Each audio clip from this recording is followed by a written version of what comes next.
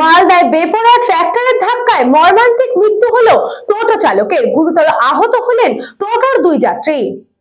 মালদায় বেপরোয়া ট্রাক্টরের ধাক্কায় মর্মান্তিক মৃত্যু হলো এক টোটো চালকের, গুরুতর আহত হলেন টোটোর দুই যাত্রী।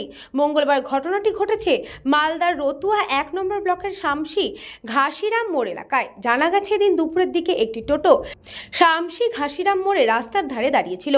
ওই সময় শামসি 420 মোড় থেকে ঘাসিরাম মোড়ের দিকে যাচ্ছিল একটি ট্রাক্টর, কিন্তু ঘাসিরাম মোড়ের কাছে আসতেই বেপরোয়া ট্রাক্টর চালক হঠাৎ করেই নিয়ন্ত্রণ হারিয়ে ফেলেন। নিয়ন্ত্রণহীন ট্রাক্টর রাস্তার পাশে দাঁড়িয়ে থাকা টোটোতে সজোরে ধাক্কা মারে। সেই ধাক্কায় টোটো চালক ট্রাক্টরের চাকার নিচে ছিটকে পড়লে ঘটনাস্থলেই তার প্রাণ হারায়। এছাড়াও গুরুতর আহত হন টোটোর দুই যাত্রী। স্থানীয়রা আহত দুই যাত্রীকে তড়িঘড়ি উদ্ধার করে শামসি গ্রামীণ হাসপাতালে পাঠান। জানা গেছে দুর্ঘটনায় মৃত টোটো চালকের নাম ঈশা আলী, বয়স 50 বছর, বাড়ি রতুয়া 2 নম্বর ব্লকের কুমারগঞ্জ এলাকায়, এবং আহত দুই যাত্রীর মধ্যে একজনের নাম লক্ষ্মী মাঝি, বয়স 40 বছর, বাড়ি শামসির কান্ডারন এলাকায়, এবং অপরজনের নাম জাক্কার হোসেন, বয়স 50 বছর, বাড়ি রতুয়া 2 নম্বর ব্লকের লক্ষ্মীপুর এলাকায়। ঘটনার পরপরই শামসি ফাঁড়ির পুলিশ ঘটনাস্থলে ছুটে যায়। প্রথমে পুলিশ মৃত টোটো চালকের দেহ উদ্ধার করে ময়নাতদন্তে পাঠায়। পরে ঘাতক ট্রাক্টর সহ দুর্ঘটনাগ্রস্ত টোটোটিকে আটক করে ঘটনার তদন্ত শুরু করেছে। মাটি ধোয়ার ট্রাক্টর আর টোটোর মধ্যে অ্যাক্সিডেন্ট হয়েছে এবং একজন পড়ে আছে।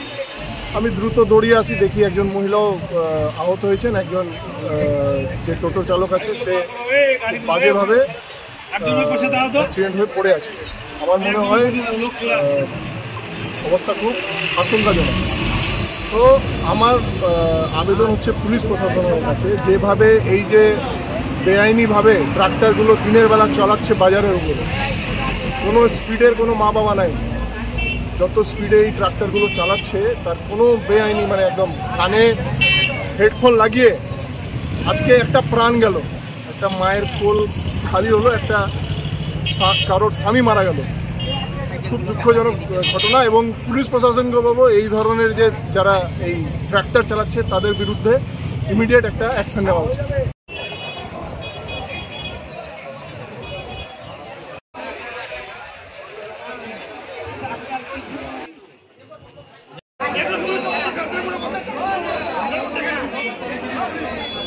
ব্যুরো রিপোর্ট, নিউজ বঙ্গ টাইম।